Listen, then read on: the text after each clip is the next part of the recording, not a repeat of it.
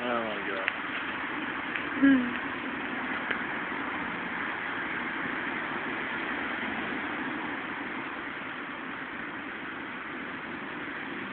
uy.